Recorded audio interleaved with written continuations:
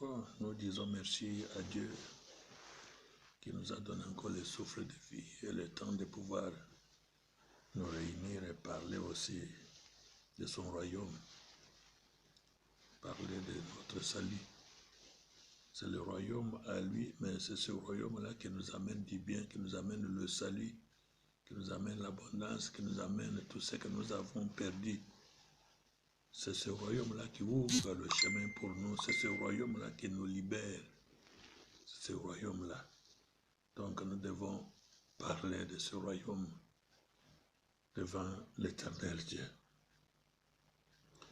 Dieu a envoyé Jésus-Christ, Jésus nous a enseigné, c'est dans la parole, dans les enseignements de Jésus-Christ que nous pouvons tirer quelque chose qui peut nous être utile, utile à nos vies, utile pour nous et utile pour notre descendance, pour nos enfants et tous ceux qui viendront après nous. Aujourd'hui, nous allons voir la parole de Jésus-Christ qu'il avait dite à des troupes qui l'y entouraient, qui étaient venues auprès de lui pour entendre la bonne nouvelle. Cette nouvelle est écrite dans l'Évangile selon Matthieu, Matthieu chapitre 5. Nous allons lire un seul verset, le verset 13. Matthieu 5, verset 13. Je lis la parole de Dieu. Jésus dit à ses disciples, « Vous êtes le sel de la terre, mais si le sel perd sa saveur, avec quoi la lui rendra-t-on? Il ne sert plus qu'à être jeté dehors et foulé aux pieds par les hommes. Vous êtes le sel de la terre, mais si le sel perd sa saveur, avec quoi la lui rendra-t-on? Il ne sert plus qu'à être jeté dehors et foulé aux pieds par les hommes. » Amen. Jésus avait parlé, nous voyons que c'est dans ce dernier temps, dans ce siècle, que ces paroles de Jésus-Christ se concrétisent, se réalisent. Il disait à ses disciples, un chrétien est le sel. Mais si le sel perd sa saveur, qu'est-ce qui peut donner la saveur au sel? Qu'est-ce qui donne la force aux chrétiens? Qu'est-ce qui donne la joie aux chrétiens? Quelle option? Qu'est-ce qui libère le chrétien? Qu'est-ce qui donne des ailes aux chrétiens? Qu'est-ce qui donne aux chrétiens la puissance et la force de triompher dans le combat, de triompher dans les tentations? Qu'est-ce qui fait que le chrétien aujourd'hui qui était un pécheur et devient un enfant de Dieu, devient un oint de Dieu et devient inscrit dans le livre de vie de Dieu? Cette saveur vient de la parole de Dieu. Mais aujourd'hui, nous remarquons que la parole de Dieu ne trouve plus place dans le chrétien. Parce que depuis que nous sommes convertis, nous avons entendu des enseignements et des enseignements. Nous avons vécu beaucoup de grands événements, de révélations de Dieu. Mais tous ces enseignements, toute la parole, l'évangile même qu'on nous enseigne depuis notre naissance, depuis notre enfance, maintenant c'est devenu comme à la coutume, où on ne l'entend plus et on ne l'exerce plus, la parole est restée comme ça. Le chrétien a commencé bien, mais mieux vaut la fin d'une chose que son commencement. On a bien commencé, mais maintenant vers la fin, nous sommes maintenant à côté de la plaque. Le chrétien est à côté de la plaque. La parole de Dieu ne trouve plus place dans le cœur des chrétiens. Il y en a qui avaient commencé l'église avec quelques personnes, 2, 3, 4, mais Dieu a béni, ça devient 100 personnes, 200 000, 2000, 3000, 50 000, 100 000. Maintenant, l'objectif du chrétien, l'objectif de celui qui est là, qui est à la tête de cette église, a changé. Ce n'est plus l'église où les gens viennent pour trouver le salut, mais ça devient maintenant peut-être un gain, peut-être une vache à lait, peut-être un bien qui nous donne la richesse, qui nous donne l'argent.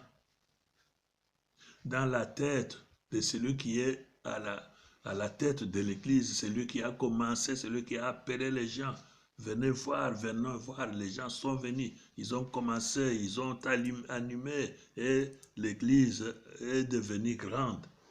Mais maintenant, si vous voyez, il veut se déplacer, c'est sa femme qui reste à la place.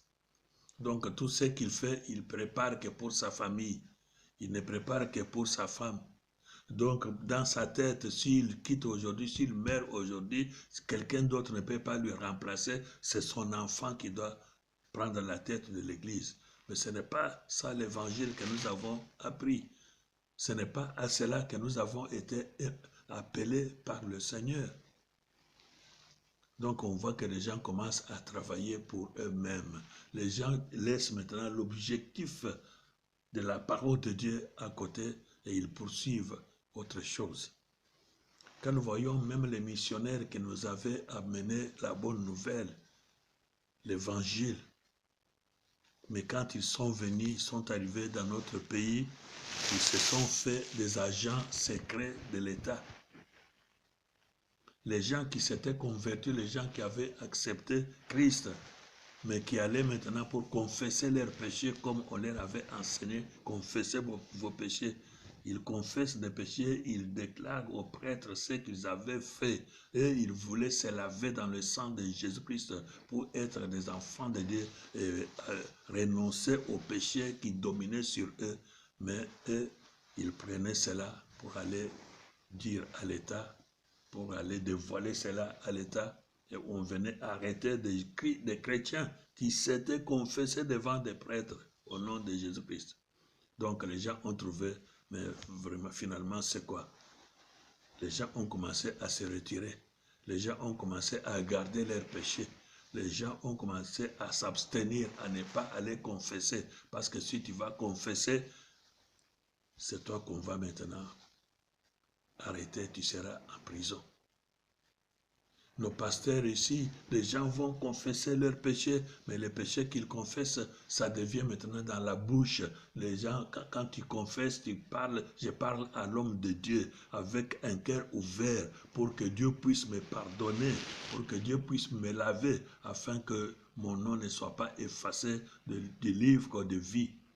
Mais le pasteur à qui tu avais confessé, à qui tu avais raconté tes péchés, vous les trouvez maintenant à la télévision, sur tous les journaux, dans toutes les bouches.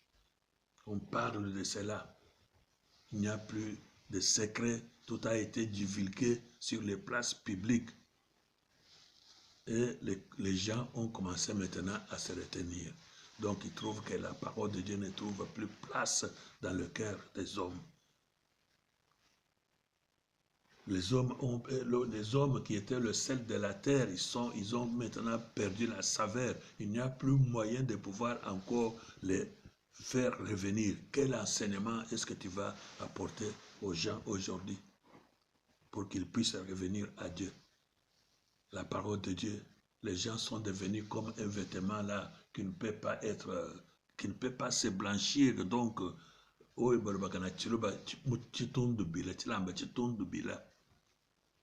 okoki kosokola yango ata ndenge nini ata na savon nini ekotela lisusu te esi ebeba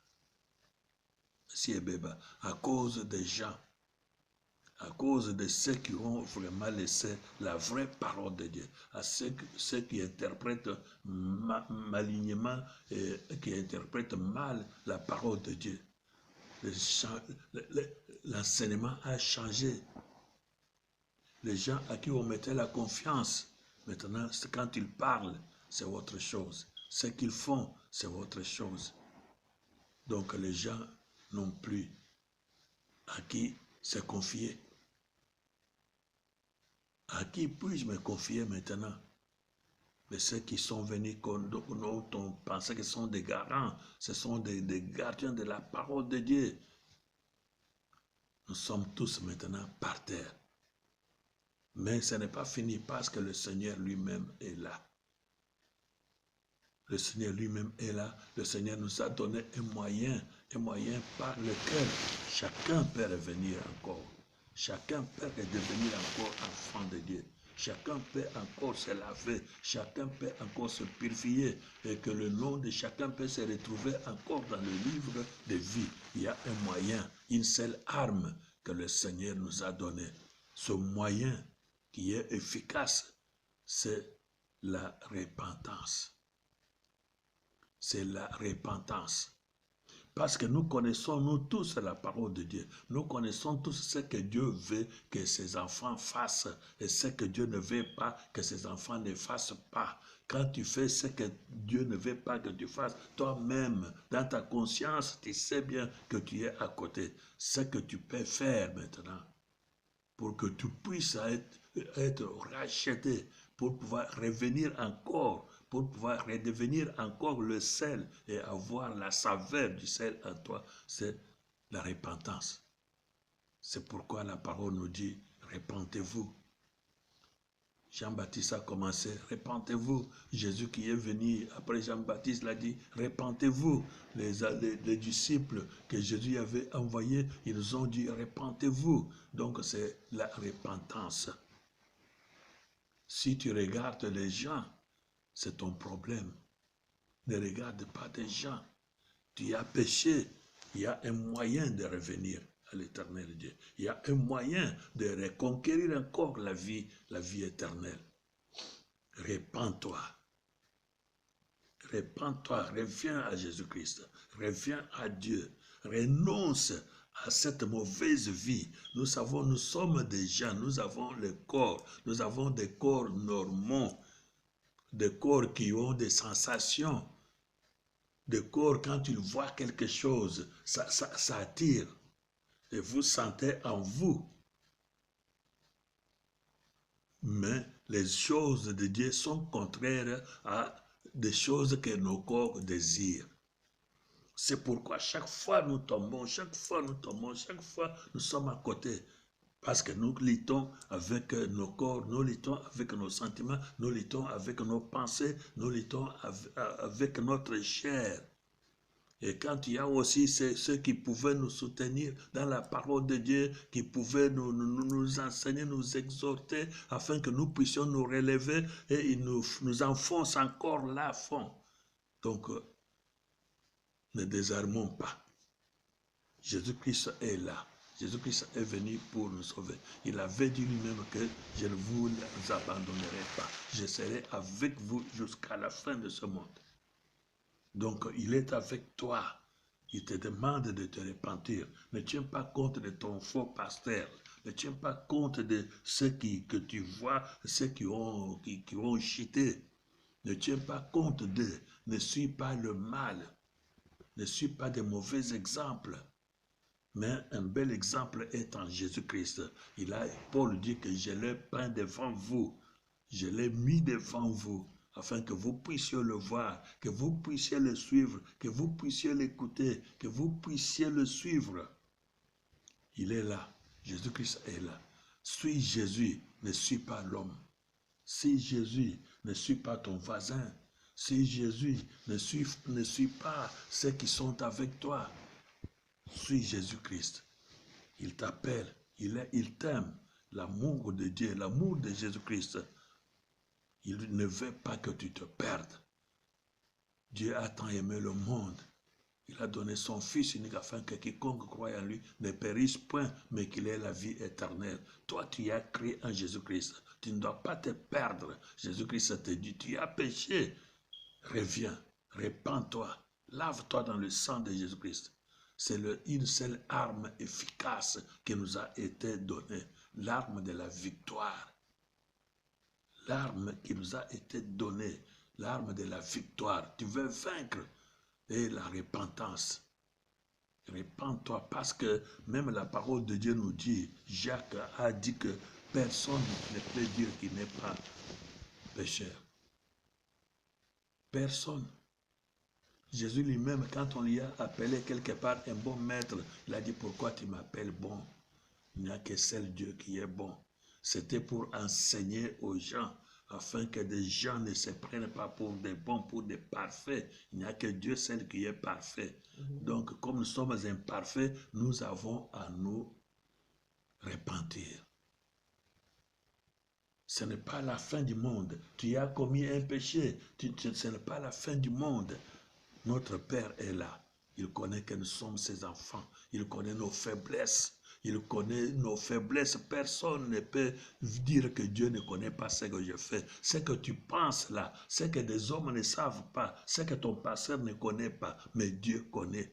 C'est pourquoi la parole de Dieu nous appelle à la repentance. Repentez-vous et vous serez sauvés. Repentez-vous. N'ayez pas honte. N'ayez pas honte. Dieu nous a donné le temps. Vraiment, il nous a donné le temps de pouvoir revenir à lui. Il nous a donné tous les moyens.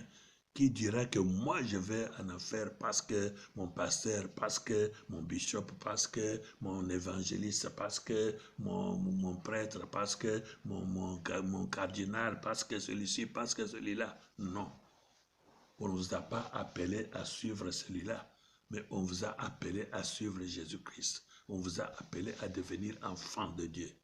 Et nous nous occupons, nous tous, des affaires de notre Père. C'est la maison de notre Père. Mais cette maison-là, c'est une maison propre. Pour y entrer, il faut avoir des vêtements propres. Et notre Père nous a donné le moyen de pouvoir laver nos vêtements afin que nous puissions entrer dans la paix et vivre dans la maison de notre Père. Il a mis tous les moyens à notre disposition. Jésus est venu, Jésus est mort pour toi. Il est mort pour tes péchés. Pour tes péchés-là. Même si les gens les racontent, les gens parlent par-ci, par-là, mais toi, répands-toi, reviens. Que ça reste dans le cœur des gens qui disent, voilà, il avait fait ceci, il avait fait cela. Mais chez Dieu, si toi tu te répands, tu te laves dans le sang de Jésus-Christ, c'est fini, tu es blanchi. Tu es acquitté et tu es blanchi. Et tu entres dans la présence de Dieu. Ne reste pas à côté. Ne fuis pas. N'aie pas honte. N'aie pas honte. Koyoka sonite pour Nzambe. Zonga. Parce qu'il tend, ses bras sont tendus jour et nuit. Jésus lui-même avait dit aux gens, ses disciples y compris, il avait dit que les prostituées vous dévanceront dans le royaume des cieux, les assassins vous dévanceront dans le royaume des cieux, des brigands vous avanceront dans le royaume des cieux. Quand nous voyons la première personne qui est entrée avec Jésus-Christ dans le paradis, c'était un brigand, c'était un voleur. Et ce jour-là, à cette heure-là, à cette minute-là, Jésus lui a dit, aujourd'hui même, tu seras avec moi au paradis. Et toi aussi, toi qui as péché, toi qui as transgressé, toi qui as commis l'abomination, si tu te répands aujourd'hui même, Jésus-Christ t'a dit qu'aujourd'hui, tu seras avec moi au paradis. Si tu meurs aujourd'hui et que tu te repentis, sache bien que ton nom est écrit dans le livre de vie et que ta place dans la maison de ton Père, personne ne peut la prendre. Cette place t'est réservée. Dieu ne veut pas perdre ses enfants. Dieu veut que nous soyons avec lui. C'est pourquoi on vous appelle à la repentance. On vous exhorte de vous repentir. Dieu ne veut pas perdre ses enfants. Viens, moningandeko, zonga epana Yesu. Zonga epana Nzambe. Nzambe alingi biso nyonso ayebi ke tozali basomoki banda Adam na Eve bakoko na biso bazalaki basomoki biso nyonso toutes les générations, ces générations de basomoki atindaki Yesu pote basomoki oyo bakoma bato ya malonga bakoma bato ya solo basokoma na kati na makila na mwana Nzambe eponi mutu te. ezali kaka mpona bapaster te, ezali kaka mpona babishop te, mpona bacardinaux te. C'est pour tout le monde. Quiconque croit en Jésus-Christ, quiconque se répand, quiconque se lave dans le sang de Jésus-Christ. Et ce sang est là. Ce sang est dans la parole de Dieu. Je sais bien que la parole de Dieu ne trouve plus place dans le cœur des hommes, dans le cœur des gens, tellement qu'ils ont eu des paroles, ils ont eu des paroles, des paroles, des paroles. Maintenant, ils sont rassasiés, tout ça. ça donne maintenant un dégoût. Mais le seul moyen qui nous a été donné, c'est la repentance. Repentez-vous. Relève-toi de là où tu es tombé. Repends-toi et le Seigneur t'éclairera. Il t'appelle. Viens. C'est pourquoi nous devons chaque fois vraiment prier, demander pardon à l'Éternel Dieu. Demander pardon pour nos péchés. Demander pardon pour nos bêtises, pour nos dérapages. Demander pardon pour nos pensées erronées. Demander pardon. Et de plusieurs manières, nous trébuchons, de plusieurs manières, nous nous éloignons de la vérité. Mais pour y revenir, c'est la repentance. Jésus-Christ voit dans le secret. Voit dans le secret, il voit dans ton cœur. Répands ton cœur là devant Dieu. Lave-toi dans le sang de Jésus-Christ et le Christ t'éclairera. Que ces paroles nous fortifient et nous donnent la force de pouvoir nous relever et que ces paroles nous donnent encore la saveur, cette saveur qui était perdue, que la repentance nous donne la saveur pour que nous devenions encore agréables à l'Éternel Dieu. Au nom de Jésus-Christ. Amen. Amen.